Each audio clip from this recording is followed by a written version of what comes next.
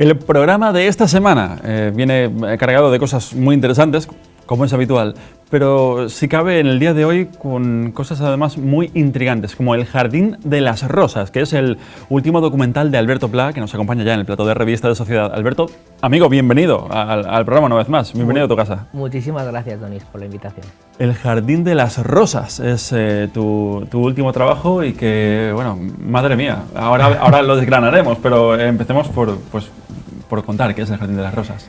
Bueno, El Jardín de las Rosas es un documental que llevamos rodando, o que hemos rodado desde 2016 hasta ahora, hasta 2020, que hemos estrenado hace muy poquito en el Humans Fest, y gira en torno al asesinato de 5 jesuitas españoles, otro salvadoreño, y la mujer y la hija que atendían a estos religiosos en El Salvador en 1989.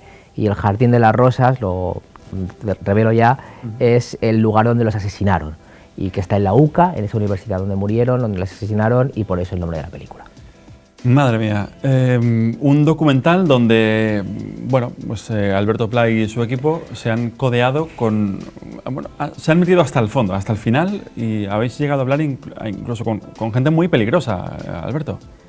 Sí, bueno, cuando estuvimos en El Salvador en 2016, un mes rodando este documental, y analizas un poco la historia de violencia de El Salvador y esa guerra civil que ocurrió durante 12 años, y sobre todo esas consecuencias, ¿no?, que comienza, bueno, pues con el asesinato de Monseñor Romero, el obispo de El Salvador, de San Salvador, hasta prácticamente con el asesinato de estos 5 jesuitas españoles que más o menos ponen fin al conflicto civil. Y entre tanto, cuando termina el conflicto, pues aparecen las temidas maras, la 18, la 13, nos vamos encontrando con matanzas horribles, tremendas, como fue el Mozote, donde mataron de forma súper cruel a 1000 personas, fue la mayor matanza en el hemisferio occidental que se conoce en tiempos modernos, y todo esto a manos del ejército. Todo esto. Madre mía, no, es que cada vez que te has ido metiendo has encontrado más cosas y algunas, bueno, muchas de ellas que te han puesto los pelos de punta, claro. Correcto, muchas cosas estaban documentadas, esto no es nada nuevo, o sea, no hemos descubierto la pólvora, esto la UCA, la Universidad San Salvador, ha documentado el crimen de sus hermanos, que está denunciado, lo denunciaron, pero sí que es cierto que quedó impune porque tras la guerra civil salvadoreña hubo los llamados acuerdos de paz de Chapultepec, y estos acuerdos de paz pusieron, valga la redundancia, paz y después gloria. Para ninguna de las partes, ni digamos la guerrilla, ni el ejército, hubo culpables, ¿no? Entonces quedaron impunes crímenes como este. Pero bueno, la justicia siguió su curso, en parte los valencianos también tuvieron que ver, pudo ser condenado, pudo ser llevado ante la justicia española, uno de ellos, un general, y por eso mismo se puede cerrar este documental, porque afortunadamente, aunque la mayor parte de los culpables o de los presuntamente culpables estén protegidos actualmente en El Salvador, ya hay un condenado, entonces ha habido algo de justicia. Bien, exactamente, porque me comentabas, bueno, antes de empezar el programa, que desde 2016 habéis estado haciendo este documental, pero que habéis podido cerrar, por fin, hace poco, porque estaba pendiente ese juicio, ¿no? Correcto. Esa sentencia. Claro, nosotros cuando comenzamos a rodar este documental y vemos la animalada, o sea, son 5 jesuitas encabezados por Ellacuría, que conocimos a través de los jesuitas, que era el principal objetivo. Lo que pasa es que la orden del ejército salvadoreño era que no hubieran testigos, entonces a los otros 5 religiosos se los llevaron por delante, pero utilizaron metralla de gran calibre, hasta un lanzagranadas, o sea, los mataron de manera cruel. Tuvimos acceso a las fotografías y a los vídeos que hubo después de la matanza, y quisimos seleccionar determinadas imágenes. Queremos mostrar la violencia de la guerra con algunas imágenes, pero hasta cierto punto, con una hazaña bueno, pues que solo genera un conflicto bélico que deshumaniza totalmente al ser humano. A partir de ahí, como te digo, no hubo culpables, pero sí que es cierto que uno de ellos, un coronel, que fue a Estados Unidos, lo pararon en un control rutinario, esto no da tiempo a contarlo en el documental, lo cuento aquí, y entonces la policía americana lo paró, vio sus papeles y dijo, oiga, usted lo solicita a la justicia, a la Fiscalía Española, ¿no?, a la Audiencia Nacional. Entonces consiguieron traerlo, fue muy tonto, estaba en Estados Unidos sin papeles. Madre mía. Y entonces consiguieron traerlo a España. La justicia española sí que ha solicitado otros presuntos culpables, pero el gobierno, lejos de presentarlos ante la justicia, como este señor, como Inocente Montano, ya condenado, los protegió, los metió en un acuartelamiento y de ahí no salieron. Entonces, pero bueno, hemos podido, como tú bien dices, cerrarlo porque ya hay un culpable. Entonces, de alguna manera, se puede cerrar un poco, al menos, el círculo. Durante el rodaje de este documental, Alberto Pla y su equipo comentaba al principio que han podido hablar con gente imprescindible para este rodaje y además poniendo incluso sus vidas en peligro, llegando a algún momento pues a sufrir por lo que os podría pasar. Alberto, porque habéis hablado con expandilleros y excombatientes, con sicarios, y os habéis visto pues, en escenarios de asesinatos. Sí, pero fíjate, nosotros siempre mantuvimos una tesis de que después, en una época de posconflicto no hay tanto víctimas ni verdugos, sino que todos son víctimas. Debemos de mantener y mantenemos que hay personas malvadas que hacen el mal y son muy inteligentes. Y eso sí que son... pero suelen ser gente con poder y suelen ser gente muy desarmada. En el fondo, los que controlan estos hilos, unos y otros, muchas veces los que matan y los que mueren, ambos son víctimas. Y en el fondo, los pandilleros son jóvenes que tras un proceso de conflicto donde el gobierno no ha sabido generar políticas educativas, ni de formación profesional, ni de empleo, un país repleto de armas que no supieron qué hacer con ellas, con ninguna formación, esa gente que muchas veces su familia incluso... Supervivencia, ¿no?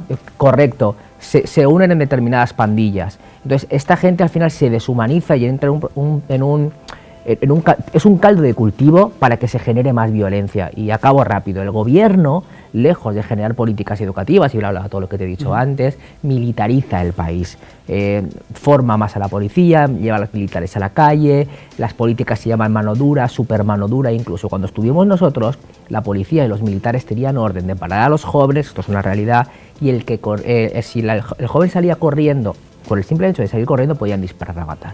Entonces morían pandilleros y morían jóvenes que no eran pandilleros, inocentes. Eso solo lleva a un proceso de violencia absurda donde se compite actualmente El Salvador con Honduras a niveles de incidencia de homicidios altísimos, Guatemala, o en Guatemala incluso, con índices de violencia incluso más altos que en la misma guerra. Esto es un sinsentido y es lo que lo que comentábamos antes. O sea, nosotros no sabemos cuál es el mejor escenario, ni nosotros no somos teóricos para plantear la mejor situación después de una guerra, pero sí sabemos que estas políticas violentas de invertir en armas y en militarizar un país y en no dar oportunidades de empleo y educación a los jóvenes no funcionan. Lejos de eso, genera más violencia. ¿Entrevistasteis a sicarios? ¿Temisteis por vuestra vida? ¿Temiste por tu vida, Alberto, entrevistando a sicarios? En ese momento... A ver, abiertamente y lleno de curiosidad, te lo pregunto. Sí, estuvimos en barrios tomados por algunas pandillas, donde en una de ellas no fuimos bien recibidos, y desde aquí mando un abrazo a Leo, que era el conductor que estuvo un mes pegado a nosotros, a nuestra espalda, literalmente. En El Salvador. Y sí, y nos salvó de algunas de irnos corriendo porque el tema se caldeó. Temer por la vida en ese momento, sí, en concreto, un momento que tuvimos que ir corriendo, sí, pero pasé mucho miedo, vaya, pero nunca, vaya, nadie nos encañonó, realmente fue más lo que... Sin embargo, sí estuvisteis presentes en un asesinato, ¿no? en un homicidio, vaya. Sí, y fue de la forma más absurda posible. O sea, por ejemplo, una vez que salimos a cenar con unos amigos, con gente con la que estábamos trabajando, al seguridad del restaurante lo asesinaron a sangre fría en ese momento. Y es muy curioso esta anécdota porque todo el mundo se puso debajo de las mesas, dejó de cenar inmediatamente, todos estábamos como, ¿qué había pasado? Yo siempre comento la anécdota de los valencianos, pues yo no estoy acostumbrado ni mucho menos a escuchar tiros, ¿no? Es como golpes secos, casi como petardos. Pero pasados 5 minutos, los mismos salvadoreños te hacen ver, para que no te sientas mal y hacerte sentir cómodo, que no pasa nada. Y todo el mundo sigue comiendo como si nada. Perdóname. Correcto, a escasos metros, sí, correcto. Entonces, eso te da la idea de la normalización de la violencia que tiene que asumir un país por la necesidad de seguir viviendo. Entonces, tienes que vivir con ello. Y eso es muy grave, porque lejos de ser noticioso, de salir en las portadas y de condenar ese hecho en concreto, es uno más entre miles que suceden. Y no tienes más remedio que vivir, porque la incidencia de homicidios es tan alta que es un hecho más. E incluso a ellos les sabe mal que suceda eso, porque no, esto no es la realidad de El Salvador, bueno, esto es un hecho aislado. No, esto es algo muy grave. Pero claro, desde su punto de vista, desde su realidad, pues es con lo que les ha tocado vivir. El Jardín de las Rosas, Alberto, ¿cuándo lo podemos ver y dónde?